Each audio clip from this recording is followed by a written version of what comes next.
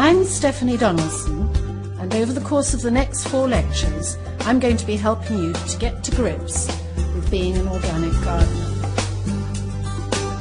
Over the 4-week course, I will be presenting a series of lectures that will help you understand both the big issues, in other words, the philosophy behind organic gardening, and the practicalities, in other words, how to do it.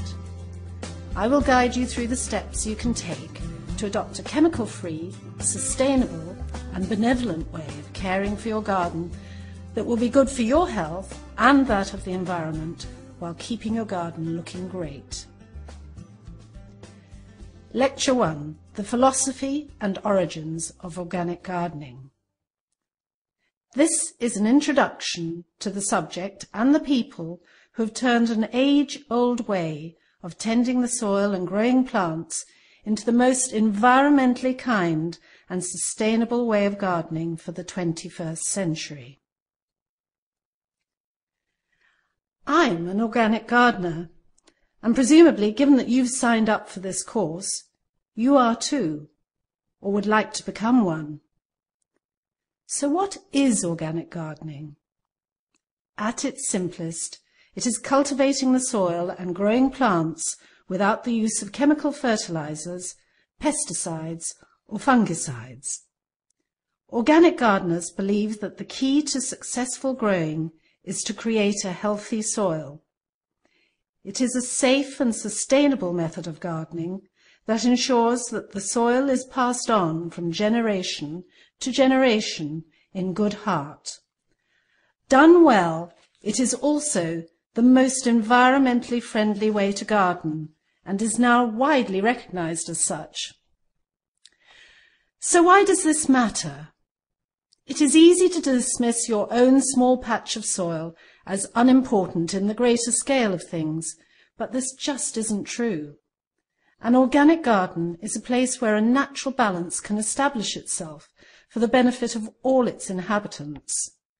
From the beneficial soil bacteria that break down the contents of your compost heap and release fertility, through the myriad of insects, the birds, small animals and amphibians, each has a role to play.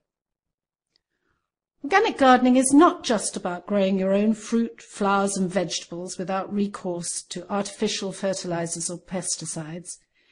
It's about promoting biodiversity and helping maintain the chain of innumerable life forms in the process. It is extraordinarily complex and interconnected. For example, did you know that ants are symbiotic with violets, cyclamen and coreodalis? There's a fleshy bit on the seeds which they take down to their nests and feed to their young, before taking the seed away to grow elsewhere.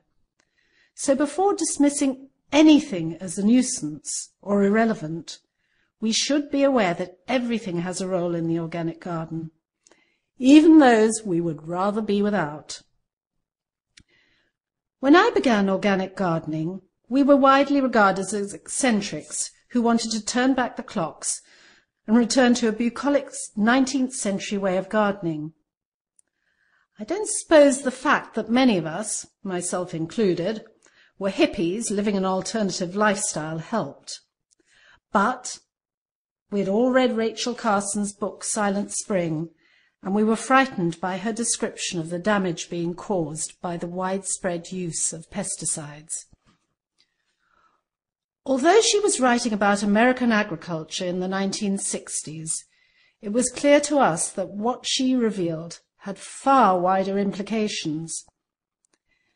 It seems extraordinary now that at the time she wrote her book, the chemical DDT was in everyday use in domestic homes and gardens, as well as in agriculture. It was perceived as so safe that it was advertised with a catchy jingle, DDT, good for you and good for me.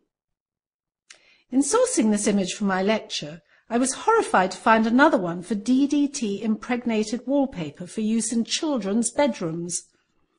It seems unimaginable now, but it was back in the days when science thought it had simple solutions to every problem, and the phrase side effects had yet to be coined. But in Silent Spring, Rachel Carson uncovered the unforeseen harm these pesticides were having on the environment, particularly on birds. DDT was causing thinning of eggshells, and this was causing reproductive problems and death. Evidence of the damaging effect of this and other chemicals was growing, but the manufacturers had much to lose by going public. Rachel Carson accused them of a cover-up, and public officials of uncritical acceptance of industry claims.